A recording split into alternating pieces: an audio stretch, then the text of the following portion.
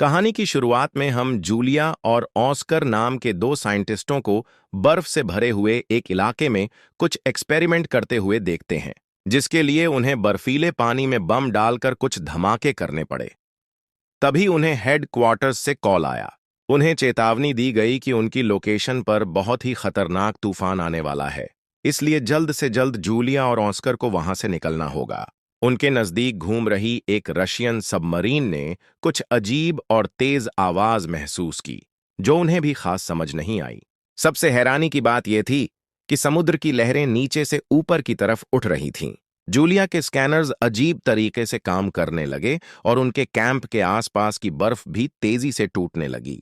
Julia जाने से पहले अपने रिसर्च पेपर्स उठाना चाहती थी, मगर तूफान उनके बहुत ज्यादा करीब पहुंच चुका था, तो ऑस्कर उसे खींचता हुआ स्नो मोबिल तक ले गया। तभी सबमरीन के कैप्टन ने पता लगाया कि यह आवाज किसी जिंदा चीज की है और वह लोग तुरंत उससे बचने की कोशिश करने लगे। लेकिन अचानक सबमरीन से पानी के अंदर ही एक बहुत बड़ी चीज टकरा गई। ऊपर ऑस्कर और जूलिया बर्फ टूटने के कारण जल्दी से भागने की कोशिश कर रहे थे, लेकिन बदकिस्मती से आगे भी बर्फ टूटने लगी। उनकी स्नोमोबिल, जो वहां से निकलने का एकमात्र सहारा थी, जलकर राख हो गई और पानी में डूब गई। जल्द ही धमाकों ने उनके कैंप को भी उजाड़ कर रख दिया और बचे हुए साइंटिस्ट धीरे धीरे डूब कर मरने लगे। उधर सबमरीन को भी लगातार नुकसान पहुंच रहा था और लोग बड़ी मुश्किल से अपनी सीट्स पर बैठे थे, क्योंकि सब कुछ जोर जोर से हिल रहा था। थोड़ी कोशिश करने के बाद वह फायर करने में कामयाब हो गए और उससे निकली रोशनी ने पानी में कुछ बड़े बड़े टेंटक्स दिखाए। तभी एक आदमी शीशे की स्क्रीन से टकराकर दूर जा गिरा और चोट की वजह से बेहोश हो गया, इससे पहले कि सबमरीन पूरी तरह डूब जाए। एक ऑफिसर ने इमरजेंसी मैसेज दबा दिया और रशियन नेवी के हेडक्वार्टर्स में सबमरीन के गायब होने की खबर पहुंच गई, क्योंकि उस सबमरीन में बहुत जरूरी हथियार थे। इसीलिए वह या तो उसे बचाने और अगर बचा नहीं सकते तो उड़ाने के लिए रेस्क्यू टीम भेजते हैं।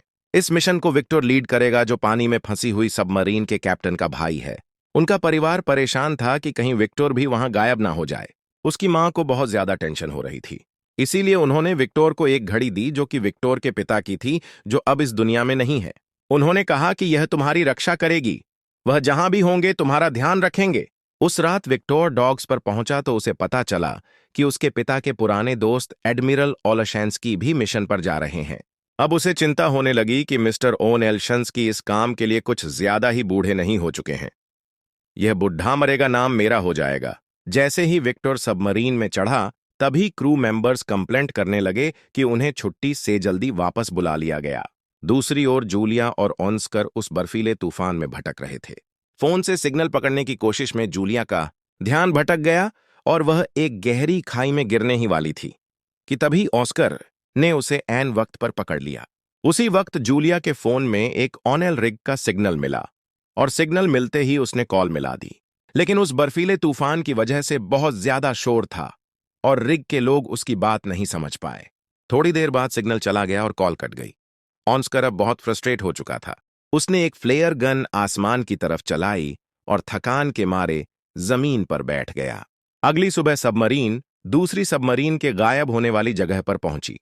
बहुत तैयारी के बाद वो लोग पानी में उतरे। जहाज के क्रू ने नोटिस किया कि ओलेशेंस्की विक्टर को एक प्राइवेट रूम में ले गया था। यहां कुछ सीनियर ऑफिसर्स मौजूद थे और उन्हें एक रिपोर्ट पढ़ने के लिए दी गई, जिसे पढ़कर सब लोग बहुत ज्यादा परेशान हो गए। जल्दी ही पुरानी सबमरीन के गायब होने को लेकर अफवाहें फैलने लगीं। वहीं दूसरी तरफ जूलिया और ऑस्कर को एक बुई बर्फ में फंसा हुआ मिला। बुई दरअसल एक ऐसा डिवाइस है जो पानी में तैरते हुए आसपास के जहाजों को सिग्नल भेजता है। तब उनके मन में उम्मीद जाग गई कि कोई तो उन्हें ढूंढने जरूर आएगा। इसके बाद वह इधर उधर भटकना बंद करके वहीं रुक गए। जब सबमरीन को बुई का सिग्नल मिला तो दोनों तुरंत उसी दिशा में बढ़ने लगे। अचानक से बहुत सारी व्हेल सबमरीन के चारों तरफ मंडराने लगी, मगर क्रू मेंबर्स भी बिना उन्हें चोट पहुंचाए नीचे जाने की कोशिश करने लगे। एक व्हेल गलती से स्क्रू हेड से टकरा गई। तभी ओलेशेंस्की ने क्रू को सोनार चालू करने को कहा, जबकि विक्टर इस बात से सहमत नहीं था। जब सोनार को एक्टिवेट किया गया तो व्हेल्स थोड़ी दूर चली गई, लेकिन पलक झपकते ही वापस पास आ गई। क्रू को कुछ भी समझ नहीं आ रहा था कि आखिर यह क्या हो रहा है। पर तभी अचानक से सभी व्हेल मछलियां वहां से चली गईं। पता चला कि उस एरिया में एक लो फ्रीक्वेंसी की आवाज आ रही है और अचानक ही समुद्र का निचला हिस्सा ऊपर उठ रहा है। तभी अचानक अंधेरे में एक बड़ा सा टेंटिकल हिलने लगा और सिर्फ अपने एक ही वार से उसने व्हेल को मार डाला। सबमरीन के क्रू को तो यह आवाज सुनाई नहीं दे रही थी। तभी उनका रेडार सिग्नल देने लगा कि एक बहुत बड़ा जीव उनकी सबमरीन से टकराने वाला है। ओल्स्की को लगा कि शायद किसी दुश्मन का जहाज आ रहा है, इसीलिए उसने क्रू मेंबर्स को फायर करने का ऑर्डर दिया। लेकिन विक्टर को यह ऑर्डर सही नहीं लगा, इसीलिए उसने क्रू को जल्दी से छुप जाने को कहा। सबमरीन बर्फ की दीवार में क्रैक के अंदर चली गई। जब भी सबमरीन बर्फ से टकराती तो हिलने लगती और रेडार की आवाज भी और तेज होती जा रही थी, जिससे हेडफोन्स लगाए हुए लोगों के कान दर्द करने लगते हैं। जैसे ही वह अजीब दुश्मन उनका पीछा करता है, क्रू को सबमरीन रोकनी पड़ी, क्योंकि एक दीवार ने उनका रास्ता रोक लिया था। खुशी की बात यह थी कि उनका पीछा करने वाला वह अनजान दुश्मन तब तक जा चुका था। जब क्रू सबमरीन के डैमेज का अंदाजा लगा रही थी तो ओल्शंस की विक्टोर को डांटता है कि उसने बिना सोचे समझे रिस्क लिया। अब उनके पास कोई ऑप्शन नहीं बचा, तो अब उन्हें सबमरीन को ठीक करने के लिए पानी के ऊपर आना होगा। वहीं जूलिया और ओस्कर कुछ पत्थरों के पास चिपक कर गर्मी लेने की कोशिश कर रहे थे। अचानक बर्फ टूटने की आवाज सुनाई दी और सबमरीन पानी से बाहर निकल आई। सबमरीन में से लोग तुरंत बचे हुए लोगों को देखकर उनसे मिलने के लिए आए, ये पता होने के बावजूद भी कि ये लोग उस सबमरीन के तो नहीं हैं जिसके ऊपर हमला हुआ था। क्रू मेंबर्स ने उनकी बात ध्यान से सुनी। विक्टर ने बुई को चेक किया और फिर ओशस्की से बात करने गया। ओशस्की का कहना था कि इन दोनों को थोड़ा खाना देकर यहीं छोड़ दो, क्योंकि हो सकता है कि ये दूसरे देश के जासूस हों।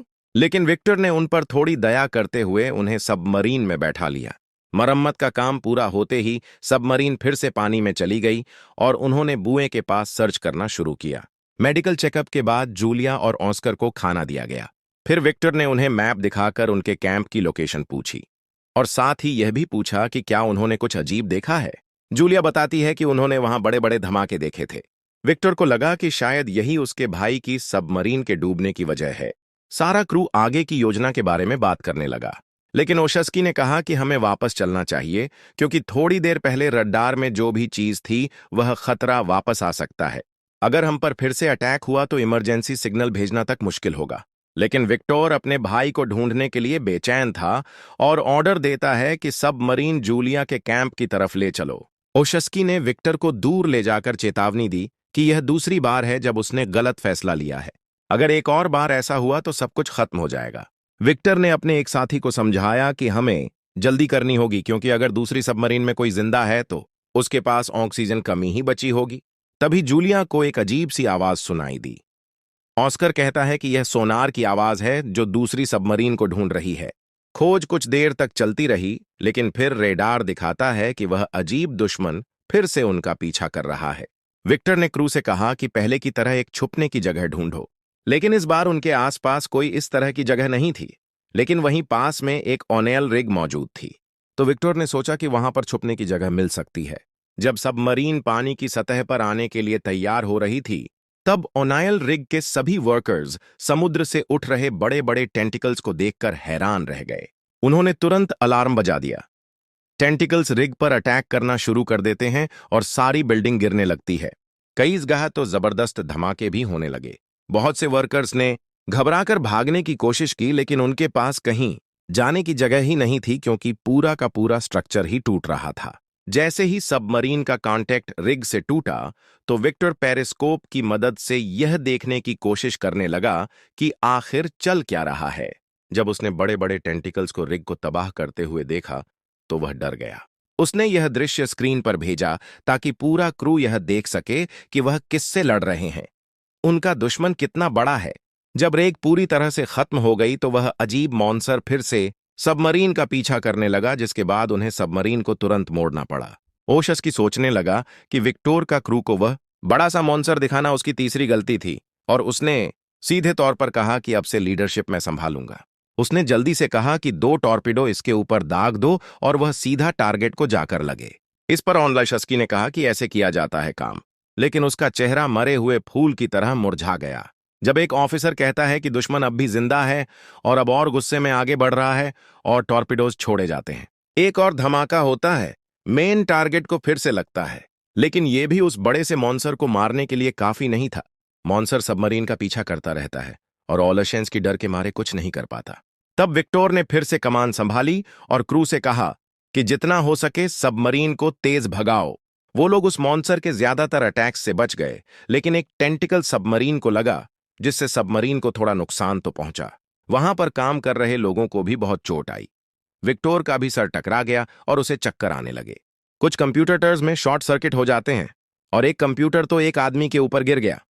सबमरीन डूबने लगती है और वह मॉन्स्टर इस मौके का फायदा उठाकर एक और जोर का हमला करता है। अचानक से मिसाइल वाले कंपार्टमेंट में धमाका हो गया। वहां पर बुरी तरह से आग लग गई, जिसके बाद जहाज के क्रू ने वहां पर वेंटिलेशन बंद करके एरिया को पूरी तरह सील कर दिया। 7 लोगों ने वहीं रुककर एक्सटिंग्विशर की मदद से आग को बुझाने की कोशिश की, लेकिन टेंटिकल के एक और जबरदस्त वार से सबमरीन तेजी से नीचे गिरने लगती है।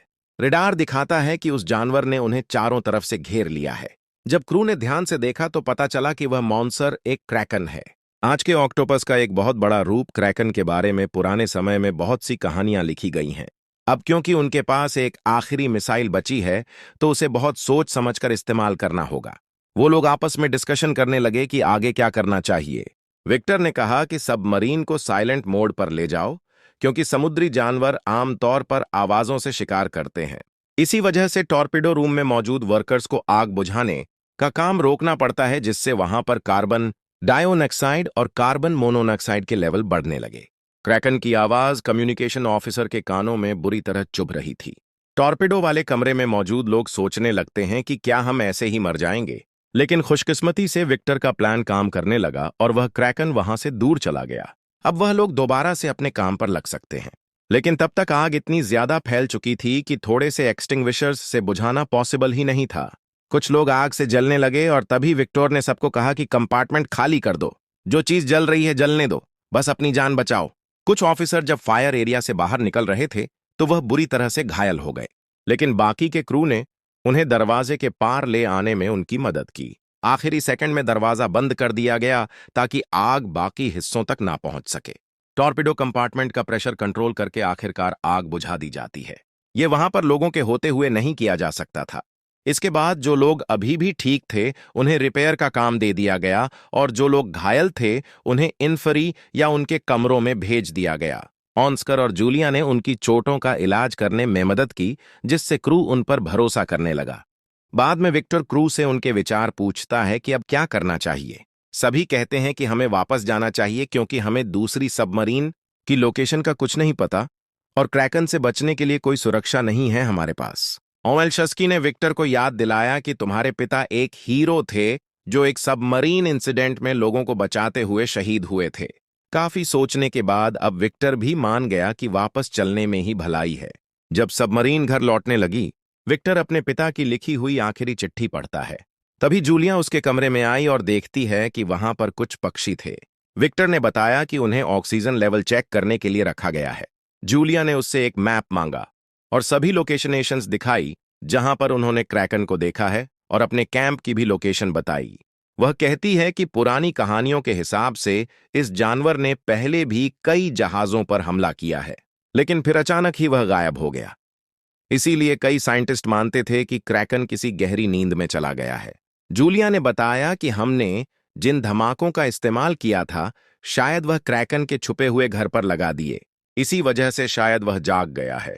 अगर सबको जिंदा रहना है तो उन्हें सोनार बंद करना होगा, वरना वह उनके पीछे दोबारा आ जाएगा। क्योंकि जूलिया क्रैकन के बारे में इतने अच्छे से जानती है, तो विक्टर ने उससे पूछा कि तुम्हें कोई आइडिया है मेरे भाई की सबमरीन कहाँ हो सकती है। जूलिया ने समझाया कि ऑक्टोपस अपने शिकार को खींचकर अपने घर में ले जाते हैं और वह जगह उनके कैंप के आसपास ही होनी चाहिए। तभी उनकी बातचीत एक ऑफिसर के आने से रुक गई। ऑफिसर ने कहा कि हमें एक क्लू मिला है।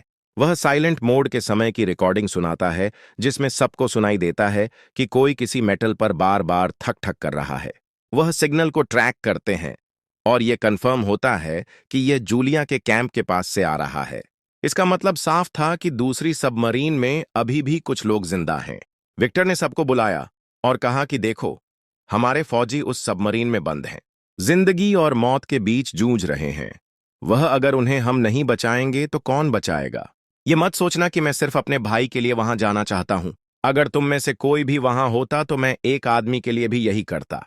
जिसके बाद उसने अपने साथियों को सीधे आर्डर दिया कि सबमरीन को जूलिया के कैंप की तरफ ले चलो। अचानक मशीन और दीवारों में से नट बोल्ट्स निकलने लगे। ग्लास और लाइट्स टूट गई। इसका मतलब था कि सबमरीन ज्यादा गहरे पानी में चली गई है, जिस वजह से वो लोग सबमरीन को थोड़ा ऊपर लेकर गए। तब एक ऑफिसर ने नोटिस किया कि हम तो कुछ अलग ही जगह पर आ चुके हैं। विक्टोर ने कहा कि हमें एक मिनी सबमरीन भेजनी चाहिए इस जगह को अच्छे से देखने के लिए, क्योंकि मिनी सबमरीन का पायलट पिछले अटैक में इंजर्ड हो गया था। तो विक्टर ने कहा कि मैं खुद जाऊंगा और तब तक ऑल शेंस की कमांड में रहेंगे। मिनी सबमरीन विक्टोर और दो ऑफिसर्स के साथ निकलती है। जैसे जैसे वह गहरे पानी में जा रहे थे, प्रेशर की वजह से उन्हें सबमरीन के मेटल से आवाजें सुनाई देने लगी, क्योंकि इतनी गहराई में वह पहली बार जा रहे थे। प्रेशर जल्दी ही उस सबमरीन के ऊपर असर डालने लगा, इसीलिए अगर उन्हें जल्दी जल्दी कुछ नहीं मिलता तो उन्हें वापस जाना पड़ेगा। तभी उन्हें कहीं से आवाज सुनाई दी। जब वह उस दिशा में गए तो पता चला कि वहां हजारों डूबे हुए जहाज थे। इसका मतलब है कि जूलिया की थ्योरी और कहानियां एकदम सच हैं। आखिरकार उन्हें दूसरी सबमरीन मिल गई और वह उसकी डैमेज को चेक करते हैं। खुशी की बात यह थी कि उसका आगे का हिस्सा अभी भी ठीक है। इसका मतलब है कि कुछ लोग वहां छुपे हो सकते हैं। उन्होंने इस मिनी सबमरीन को पुरानी सबमरीन से जोड़ने की कोशिश की, लेकिन इतने प्रेशर में यह कर पाना बहुत मुश्किल था। आखिरकार काफी कोशिशों के बाद उन्होंने कनेक्शन बना ही लिया। विक्टर ने डाइविंग सूट पहना और कनेक्शन की मदद से दूसरी सबमरीन में चला गया। हैच खोलने से पहले उसने नक किया और अंदर जाकर वह बहुत खुश हुआ, क्योंकि क्रू अभी भी जिंदा था, उसका भाई एलेक्जेंडर भी। उन्होंने यह खबर मेन सबमरीन को भेजी और वहां पर सभी लोग खुशी से जश्न मनाने लगे। एलेक्जेंडर समझ रहा था कि उन्होंने सबमरीन को साइलेंट मोड पर रखा होगा ताकि क्रैकन का ध्यान न जाए, और उसने बीच बीच में ही सिग्नल भेजा। विक्टोर ने जितने ज्यादा लोग फिट हो सकते थे उतने मिनी सबमरीन में भेजे, लेकिन सबको बचाने के लिए 2 बारी लगेंगे। विक्टोर ने फैसला लिया कि वह अपने भाई के साथ यहीं रुकेगा और एक मैकेनिक को आखिरी पायलट के साथ भेजा गया। उन्होंने सबमरीन के अगले हिस्से पर एक ट्रैकर लगा दिया ताकि उनकी लोकेशन खो ना जाए। लेकिन फिर उन्हें याद आया कि क्रैकन भी तो इस सिग्नल को पकड़ सकता है, जिसके बाद उसे बंद कर दिया गया। जब मिनी सबमरीन ने वहां से टेक ऑफ किया तो पूरी सबमरीन एक बार के लिए हिल गई, लेकिन नीचे नहीं गिरे। जल्द ही वह लोग मेन सबमरीन तक पहुंच गए और बचाए गए लोगों का इलाज शुरू हो गया। सबमरीन को चला रहा पायलट दूसरी ट्रिप करने लायक नहीं था, तो जूलिया ने ऑस्कर को मदद करने को कहा। ऑस्कर पहले सबमरीन में काम कर चुका था, तो वह मान भी गया। जब मिनी सबमरीन वहां से निकली, तब ओल्स्की ने रेडार में देखा कि क्रैकन फिर से हिलना शुरू हो चुका है। दूसरी तरफ विक्टोर और एलेक्जेंडर उन खतरनाक हथियारों को ढूंढने जाते हैं जो उनके सीनियर्स ने मांगे थे। उन्होंने डिस्ट्रॉयड एरिया में जाकर तिजोरी से कोड निकाले, लेकिन जब उन्होंने कंप्यूटर में कोड डालने की कोशिश की तो सिस्टम ने काम नहीं किया। लेकिन विक्टर हार मानने को तैयार नहीं था और काफी सारे बटन्स दबाने के बाद कंप्यूटर ऑन हो गया। उन्होंने देखा कि यह हथियार अभी भी काम कर रहे हैं। उस हथियार में से निकलने वाले सिग्नल को मिनी सबमरीन ने पकड़ लिया और उस सिग्नल का पीछा करते हुए वहां पहुंच गए। लेकिन मेन सबमरीन में सब लोग डर चुके थे, क्योंकि क्रैकन उनके बहुत करीब आ चुका था। क्रू ने जल्दी से सबमरीन को समुद्र के निचले हिस्से में लैंड कर दिया और साइलेंट मोड में चले गए। क्रैक ने एक बड़ा पत्थर सबमरीन पर फेंका, जिस वजह से सबमरीन को चोट लगी और पानी एक कंपार्टमेंट में घुसना शुरू हो गया और क्रूज डाउट में पड़ गया कि वह साइलेंट मोड कितनी देर तक रख पाएंगे।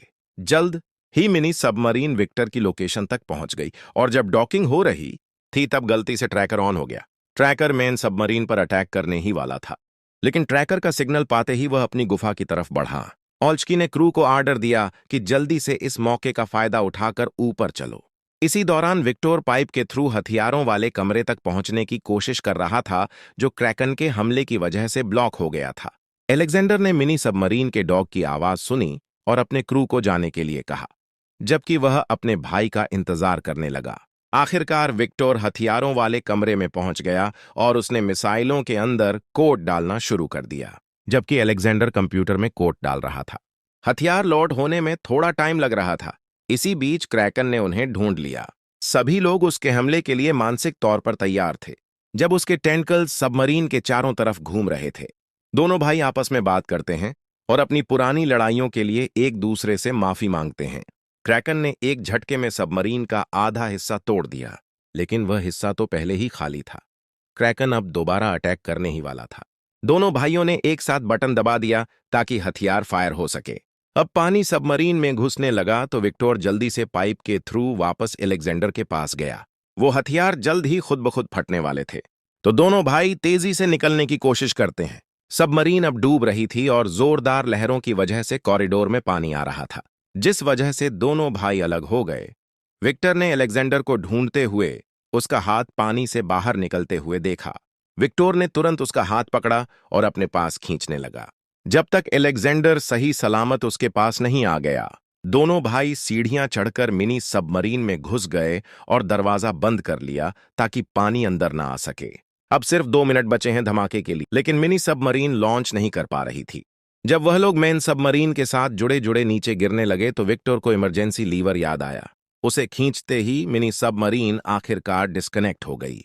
फिर वह तेजी से निकलते हैं और हथियारों के फटते ही जो शॉक वेव निकली, उन्होंने मिनी सबमरीन को समुद्र में घुमा दिया। ऊपर मेन सबमरीन में सब लोग बस उनके सही सलामत ऊपर आने का इंतजार कर रहे थे। कुछ देर बाद सब लोगों के हौसले टूट ही रहे थे कि तभी पानी में कुछ बबल्स दिखने लगे। वो मिनी सबमरीन ही थी जो आखिरकार ऊपर आ चुकी थी। आखिरकार वह सभी लोग बच गए और दोनों भाई एक साथ अपनी मां से मिले। वीडियो पसंद आई तो लाइक कर देना, चैनल को सब्सक्राइब कर लेना। मिलते हैं अगली वीडियो।